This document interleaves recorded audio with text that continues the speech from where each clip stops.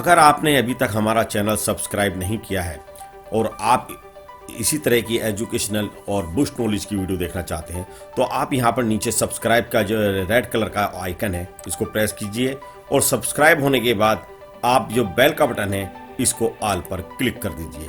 आपका channel subscribe हो चुका है।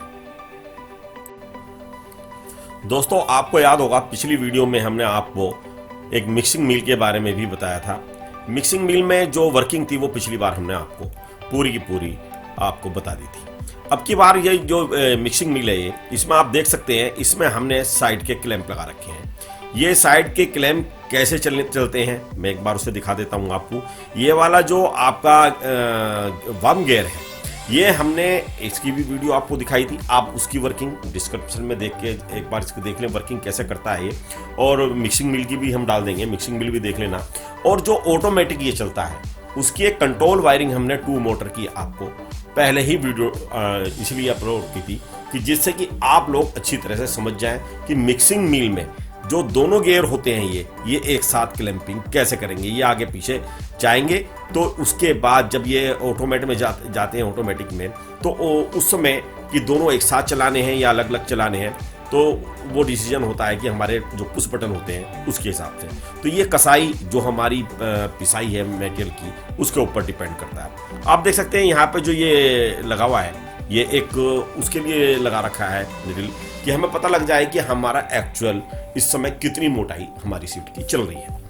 काम कैसे करता है आपको मैंने दिखा दिया था उसमें भी, फिर भी एक बार और दिखा देते हैं कि जब आपका जैसे ही मोटर में आपके करंट जाएगा, मोटर में करंट जाने के बाद आपका गियर घूमना शुरू हो जाएगा। और उसके बाद ये देखिए मैंने ये हटाया यहाँ से, ये हमने जो हटाया ये वाला जो आपका गियर है जब मोटर में करंट आएगा तो जैसे ही मोटर में करंट आएगा तो ये घूमेगा। इसके रोटेशन के कारण इसके अंदर की गियर घूमेगी और जैसे ही इसके ये घूमती है तो आपकी निडल भी घूमेगी और ये शो करेगी आपकी पिसाई कितनी चल रही है। जब ये घूमती है, पहले हमने आपको मैनुअल दिखाया था कि मैनुअल में ये वाला जो गैप है यानी कि इनके बीच का दोनों जो रोलर लगे हुए हैं बड़े बड़े, इन दोनों के बीच में सीट की आपको थिकनेस यानी कि मोटाई कितनी रखनी है वो डिपेंड करता है कि आपके दोनों के बीच में गैप कितना है।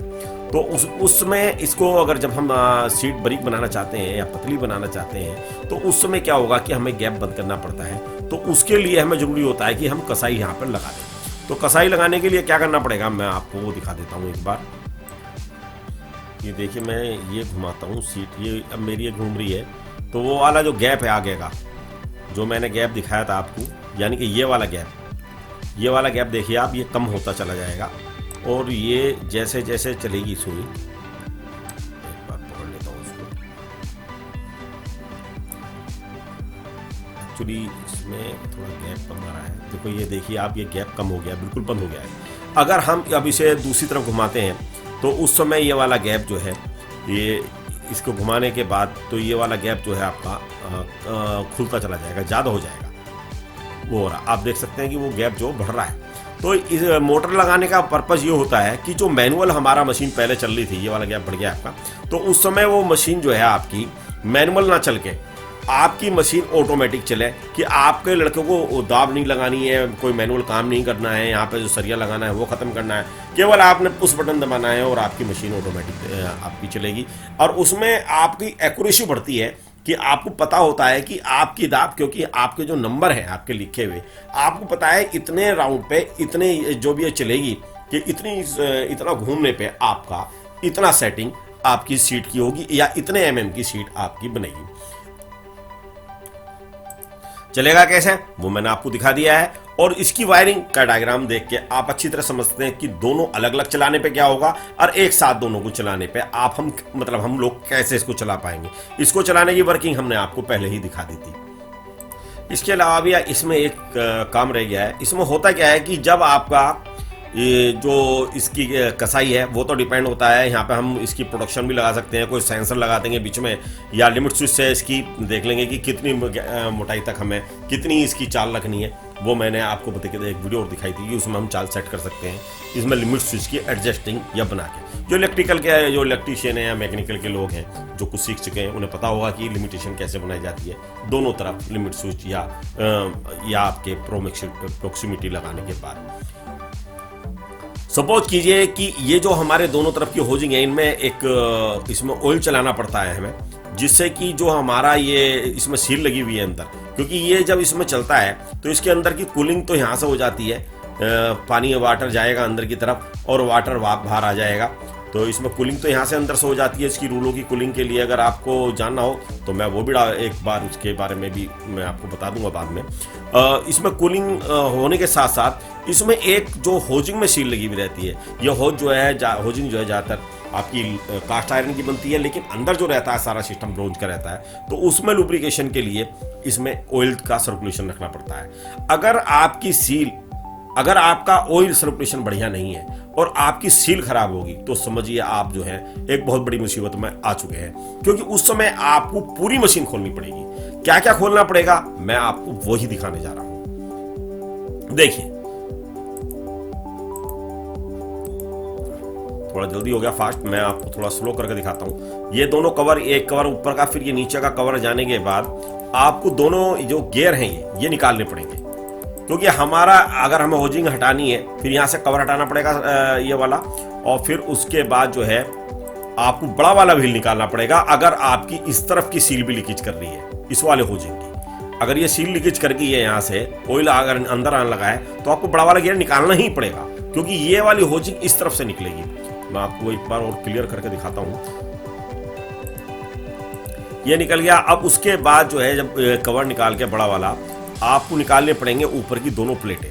जब ये प्लेट निकल जाएंगी उसके बाद जो आपकी ये सपोर्टिंग प्लेट है ये, और जो साफ की, जब इसकी साफ निकालोगे आप, दोनों साफ निकल गई बाहर, आप देख सकते हैं साफ निकल रही है, और साफ निकलने के बाद आपको ये दोनों प्लेट बाहर निकालनी पड़ेगी।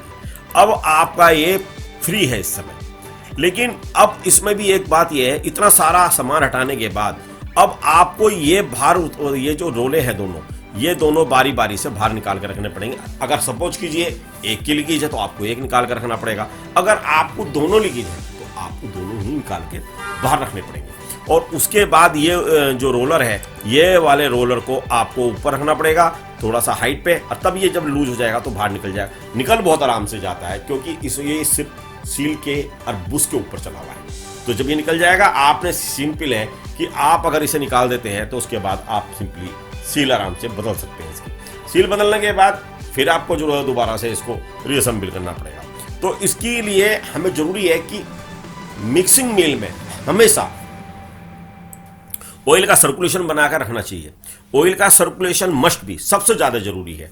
और दूसरी बात यह है, इसकी प्रिवेंटिव के लिए आपको ऑयल सर्कुलेशन, और इसमें जो नीचे ब्रेक लगते हैं, हमने तो ब्रेक सिंपल वाले मोटर वाले नहीं लगाए हैं, सिंपल वाले लगाए हैं ब्रेक। इसमें एक मोटर लगती है, मोटर का मैं आपको बाद में इसकी ब्रीफली बना कर दूंगा, क्योंकि वो गियर बॉक्स बहुत ही अलग तरह का, वो सिंपल गियर बॉक्स नहीं है।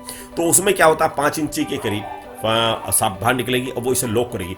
अगर आपकी वो मोटर काम नहीं कर रही है तो, या ब्रेक काम नहीं कर रहा है, तो उस समय आपका मिक्सिंग मिल जो है ये चलेगा नहीं। मतलब चलेगा, लेकिन ये सेफ्टी के साथ नहीं चलेगा। जो ये रोड वगैरह लगाई जाती हैं, ये सेफ्टी के साथ चलना लगाई जाती हैं, जिससे कि जो आदमी यहाँ पे काम कर रहा है वो आदमी ठीक तरह से काम कर सके। अगर रबड़ के साथ वो अंदर ना चला जाए या उसका कोई अंग ना जा पाए, और ये उससे पहले ही रुक जाए, उल्टा घूम जाए, क्योंकि जब ये लगता है तो उसके बाद ये उल्टा घूमना स्टार्ट कर देना चाहिए। हमने उसकी भी वीडियो आपको डाली थी कि उल्टा घूमने के लिए स्टार डेल्टा में भी चलने के बाद ये उल्टा कैसे घूमेगा।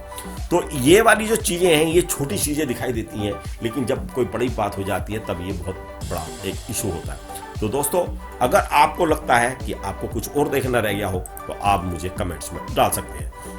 इजी है सारा, बस एक बार थोड़ी सी मेहनत की जरूरत है, समझने की जरूरत है। तब तक के लिए, अगली वीडियो तक के लिए धन्यवाद।